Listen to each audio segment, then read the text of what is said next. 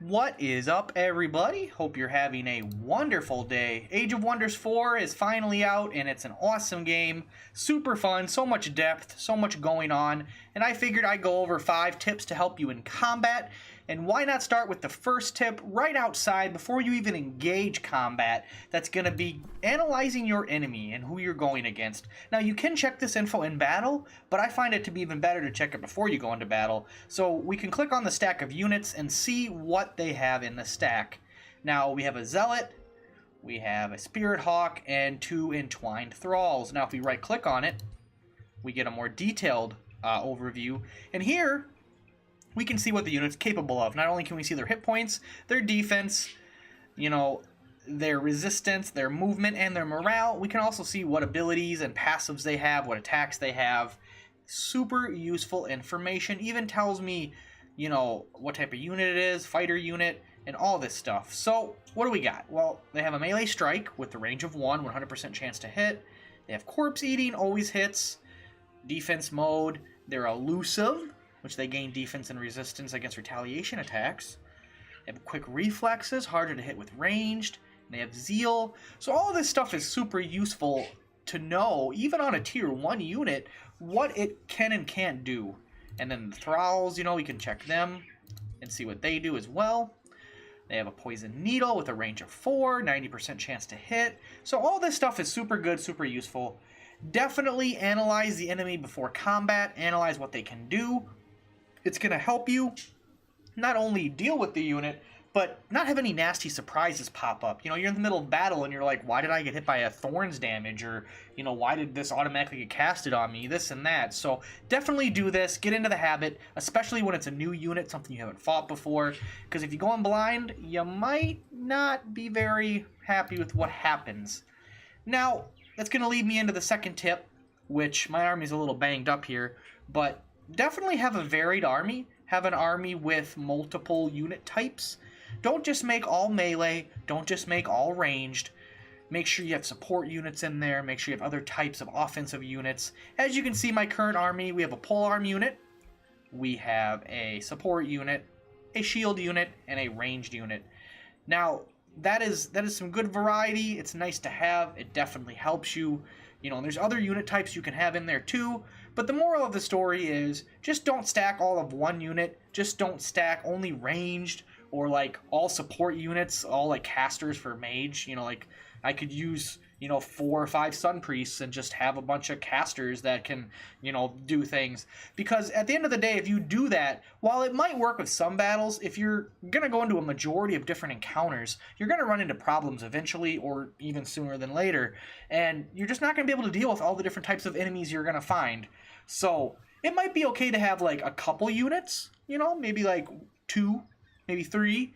But if you could have 4 or even 5 different units in your army, it's just going to help you in all kinds of situations. And it's something I think a lot of people maybe don't really think about or put much thought into. So hopefully this will help with that information there.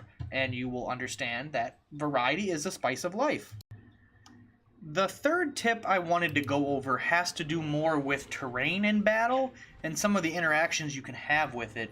Now, if you notice in a battle, there can be bushes present or low foliage, and it can grant you a certain buff. It's called obscuring. We hover over it here. Units in this location gain obscured. Well, what's obscured? Well, obscured is when a target is obscured, it becomes 40% harder to hit with ranged attacks. Now, this can be really useful for your own ranged units, or even a good position to park a melee unit to sit there if the enemy has a lot of ranged, to either be kind of a hard target to hit, or draw the attention. Maybe the enemy will target that unit. So definitely things to consider when you're moving around. And another thing that kind of goes hand in hand is there is terrain that is destructible. These pile of materials, they have 10 hit points.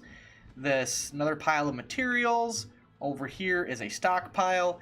As you see, you can't walk onto this, but you can attack it. You can hold Alt to target, and you will destroy it. As you can see, if you hold Alt down on any selected unit, it will highlight everything that's attackable, including your own units, for whatever reason you'd want to do that. So do keep that in mind. You can also destroy the bushes. You can destroy them as well. So pressing Alt on the keyboard will show that. So just a couple little things, if you position your guys around a certain enemy, or if there's something blocking you from getting to a flank on an enemy, if you're trying to do a flanking maneuver, look if the terrain's destroyable, if there's objects in the way that you can destroy that'll help you get that flank or get around behind the enemy and target them in a better location. Just something that I think, a lot of people should be aware of and can be pretty helpful. For the fourth tip, this one is kind of something that people might not be aware of until it happens, but friendly fire is a thing in the game, and it's very common with ranged units, more so than anything, and it can happen, and it can be kind of devastating. So what do I mean? Well, we have an archer here that is going to attack this unit, or actually already did, and it had a 90% chance to hit.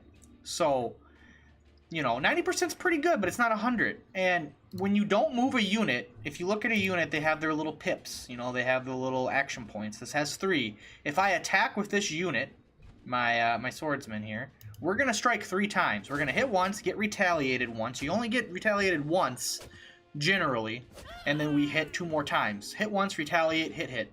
So that was 3 turns, okay? Or 3 hits, and he's gone. So when it shows you the damage, it's showing you all of it, but, it's not just 1 hit, it's multiple hits. Now, with a ranged attack, targeting that unit that's no longer there, that's 3 chances at 90%. And what happened was 1 hit my hero, and then 1 hit them. Keep in mind the accuracy. They will hit surrounding hexes. So if your accuracy is not 100% or even, 70, 60 on a ranged attack and you have nearby melee units, you risk friendly fire. Now this is great if there's a cluster of enemy units, but if your own units are nearby and it's only 1 unit and you don't have 100%, you risk damaging your own units. And in this case, I had archers that were buffed with a poison buff to make poison damage, so I hit my own hero and poisoned him. So keep in mind that this will happen, it can happen, and to be aware of it at all times, because it could kill a unit when you don't want it to, so it's very risky.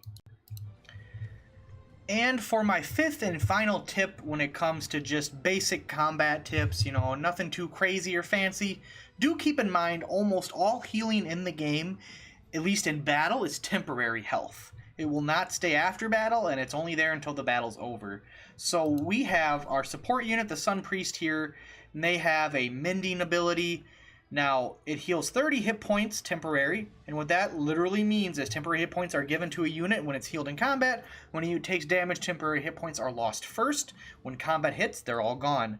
So that is something to consider when you're healing. It's not a way, you can't go into battle, heal up a unit, and then be like, okay, they're back to full health now, so, we're good for the next, battles in the future. That healing is lost. It is gone. And in a spell like Healing Roots, we got temporary hit points, and then we got regeneration.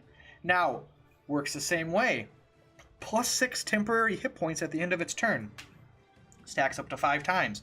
So as you can see, the majority of healing in battle is temporary, and the healing on the strategic layer, or just natural recovery, is permanent. So a lot of the healing on the strategic map, the world map, will become permanent hit points, and you do have the passive regen that units just generate hit points every turn that passes. They get more if they're in their territory or they're in a city, they get a little bit more regen, but that's how you get back hit points permanently in the game. In battle, it is not a thing, and it's just something I think people should be aware of, because it can be a little, well, how do I get hit points, like what's the way I heal my units, because it's all temporary in battle. So just so people don't have that confusion and they understand how that works. So that's my 5 tips. Hopefully they were helpful. I know they're not the craziest tips or the most, dynamic or like, oh no, I never knew this, but just some basic tips to help people out, get them going. There'll be more videos to come with more advanced tips, more guides, things like that, bigger breakdowns of other things. So look forward to seeing those. I do appreciate you checking out the video. Thank you for taking the time to watch it, and hopefully I will see you in the next one. As always, have a good one, and I will see you again later, guys. Peace out.